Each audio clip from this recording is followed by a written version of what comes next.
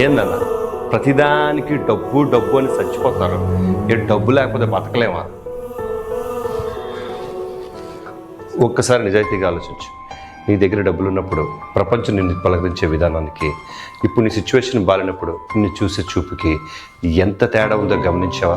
జేబులో గట్టిగా డబ్బులు ఉన్నప్పుడు నువ్వు చెప్పే చెత్త జోకు కూడా నవ్వే జనం. అదే డబ్బు లేనప్పుడు నువ్వు చెప్పే నిజమైన బాధను కూడా నటనాన్ని కొట్టిపారేస్తారు. కొన్ని సినిమాల్లో, కథల్లో డబ్బు కంటే ప్రేమ గొప్పది, బంధాలు గొప్పది అని అంటారు. అవి వినటానికి చాలా బాగుంటాయి.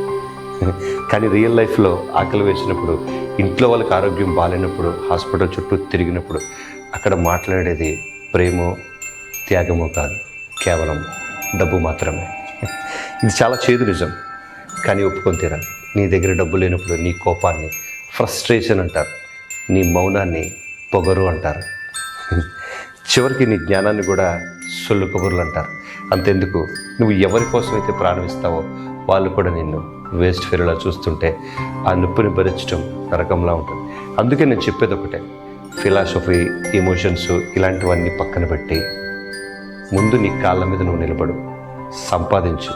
స్వార్థంగా కాదు, నీ ఆత్మగౌరవాన్ని నిలబెట్టడానికి, నీకు రెస్పెక్ట్ ఇవ్వడానికి, నీ వాళ్ళని కాపాడుకోవడానికి. మనీ నీకు హ్యాపీనెస్ ఇవ్వలేకపోవచ్చు, కానీ నువ్వు కష్టంలో ఉన్నప్పుడు నీకు ఒక ధైర్యాన్ని ఇస్తుంది. నువ్వు స్ట్రాంగ్గా ఉంటే ప్రపంచం నీ మాట వింటుంది. Work like a beast until your signature becomes an autograph. Prashu.